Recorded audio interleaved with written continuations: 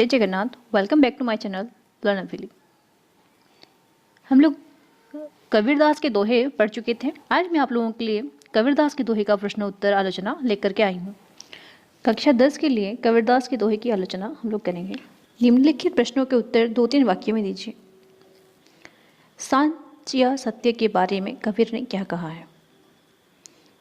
तो इसका आंसर होगा, सत्य हमेशा महान होता है। संसार में सत्य के समान तपस्या या ज्ञान नहीं है। जिसके हृदय में सत्य का निवास होता है, अर्थात जो हमेशा सच बोलता है, उसका हृदय निर्मल है, पाप रहित है। उसके निर्मल हृदय में भगवान विराजमान करते हैं, अर्थात तो सत्यवादी को भगवान का दर्शन मिलते हैं। नेक्स्ट है, बुराई करने वालों की भलाई क्यों करनी चाहिए? बुराई करने वालों की भलाई इसीलिए करनी चाहिए क्योंकि बुरा कर्म करने वालों को उसके कर्म के लिए बुरा फल मिलेगा और तुम्हारे अच्छे कर्म के लिए तुम्हें अच्छा फल मिलेगा। यानी अच्छा कर्म करो और अच्छा फल पाओ। धीरे धीरे सब कुछ कैसे होता है, इसके लिए कवि ने कौन सा उदाहरण दिया है? धीरे धीरे सब काम होता है, इसके लिए धैर्य धारण करने की आवश्यकता है। इसके लिए कवि ने उदाहरण देकर के कहते हैं कि माली के 100 घड़ा पानी सींचने पर पेड़ में उसके लिए सही ऋतु का इंतजार करना पड़ता है। निम्नलिखित पदों के अर्थ 2-3 वाक्य में स्पष्ट कीजिए। जाके हृदय सांझ है ताकि हृदय आप। उक्त पद्यांश हमारी पाठ्य पुस्तक के हिंदी सौरभ के प्रथम अध्याय कबीरदास के दोहे से ली गई है। इसमें कवि कहते हैं कि जिसके हृदय में सत्य का निवास होता है, यानी जो हमेशा सत्य वचन बोलता है, उसका हृदय निर्मल होता है, भगवान निवास करते हैं। जो तो को कांटा बोए ताही बोए तो फूल। उक्त पद्यांश हमारी पाठ्य पुस्तक हिंदी सौरभ के प्रथम अध्याय कबीरदास से ली गई है।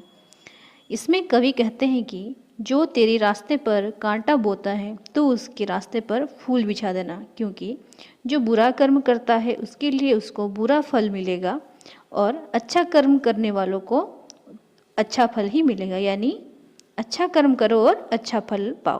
माली सिंचे 100 घड़ा ऋतु आए फल होए। उक्त पद्यांश हमारी पाठ्य पुस्तक हिंदी सौरभ के प्रथम अध्याय कबीरदास के दोहे से ली गई है। इसमें कवि कहते हैं कि अधीर होने से कुछ नहीं होता, हमेशा धैर्य बांधना चाहिए। वक्त से पहले कुछ नहीं होता। जिससे अगर माली अपने पेड़ पर 100 घड़े पानी सींचता है तो उसमें जल्दी जल्दी फल नहीं लग जाते। उसके लिए उसे सही ऋतु का इंतजार करना पड़ता है। निम्नलिखित प्रश्नों के उत्तर एक एक वाक्य में दीजिए। किसके बराबर तप नहीं है? सांच या सत्य के बराबर तप नहीं है। झूठ के बराबर क्या नहीं है? झूठ के बराबर पाप नहीं। जिसके हृदय में सांच है उसके हृदय में कौन होते हैं? जिसके हृदय में सांच होता है उसके हृदय में स्वयं भगवान विराजमान करते हैं। झूठ की तुलना किसके साथ की गई है? झूठ की तुलना पाप के साथ की गई है। सांझ की तुलना किसके साथ की गई है? सांझ की तुलना तपस्या के साथ की गई है। जो तेरे रास्ते पर कांटा बोता है तुझे उसके लिए क्या करना चाहिए? जो रास्ते पर कांटा बोता है तुझे उसके लिए फूल बिछाना चाहिए। पेड़ कब फल लगते हैं? पेड़ में ऋतु के आने पर ही फल लगते हैं। कौन 100 घड़ा पानी सींचता है? माली 100 घड़ा पानी सींचता है। इन दोहों के रचयिता कौन है? इन दोहों के रचयिता कबीरदास जी हैं। प्रथम दोहे में आप शब्द का अर्थ क्या है? प्रथम दोहे में आप शब्द का अर्थ भगवान से है। नेक्स्ट आते हैं भाषा ज्ञान के ऊपर।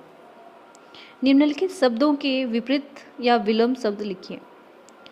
सांझ, सांझ का हो जाएगा झूठ। पाप का पुण्य। धीर का तेज। कोष्टक से चुनकर लिखिए। बराबर समान। झूठ मिथ्या। पाप कलुष। हृदय दिल। फूल पुष्प। घड़ा घट। ऋतु मौसम। निम्नलिखित शब्दों के वचन बदलिए। वचन बदलेंगे इसको, पाप को पाप ही होगा, उसमें कोई वचन में कोई परिवर्तन नहीं आएगा। फूल का फूल ही होगा, इसमें भी कोई परिवर्तन नहीं आएगा। फल फल होगा। माली का मालियाँ होगा। घड़ा का घड़े। कांटा से कांटे। ऋतु से ऋतुएं। इन शब्दों के खड़ी वाली रूप को लिखिए। सांच सत्य, जाके का हो जाएगा जिसके, हृदय से हो जाएगा हृदय, तोको से होगा तुझको, बूबे से होगा बोए या बोता है, बाको का हो जाएगा उसको, और हो इससे होगा होता है। मैं आशा करती हूँ आपको ये वीडियो अच्छा लगा होगा और आपके लिए यूज़फुल रहेगा। ऐसे ही अच्छी अच्छी वीडियो देखने के लिए मेरे चैनल को लाइक शेयर एंड सब्सक्राइब कीजिए। तब तक के लिए स्वस्थ रहिए, मस्त रहिए।